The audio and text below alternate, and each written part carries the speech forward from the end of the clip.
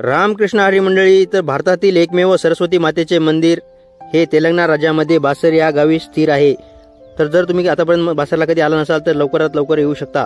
तर पर्यटन स्थळासाठी खूपच फेमस हे मंदिर आहे। तर मित्रांनो, नवीन लेकराला शाळेमध्ये टाकण्या अगोदर त्याला अक्षराची ओळख पटवून देण्याकरिता बासर इथे आणतात आणि त्याच्या हाताने पहिले अक्षर लिहायला इथे शिकतात। तर तुम्हाला मी मार्केटची तेल शूटिंग करू दाखवत आहे। तर मित्रांनो, इथे इडली, डोसा, सांबार सर्व काही तुम्हाला स्वस्त दरामध्ये खायला पियायला मिळेल आणि सरस्वती मातेपाशी लेकराला ठेवून त्याच्या हाताने वही आणि पेन तिथे विकत घेऊन अक्षर काढण्याकरिता खूपच फेमस सरस्वती माता आहे। तर तुम्हाला विद्येची देवी सरस्वती याच्यापासून इथून सुरुवात करतात लेकरांना शाळेमध्ये टाकण्याकरिता।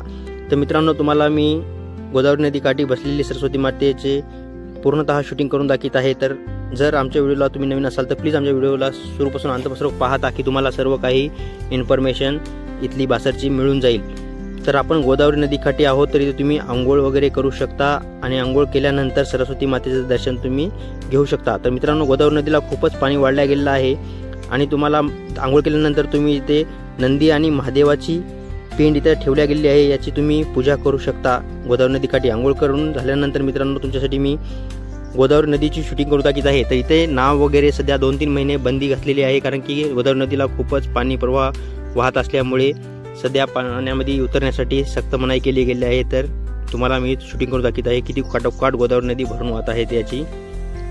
तर पाण्यामध्ये उतरण्याकरिता सक्त मनाई होती। तर आंघोळ झाल्यानंतर मित्रांनो, तुम्ही पाहू शकता इथं घाटावर किती गर्दी आहे आंघोळ करण्याकरिता।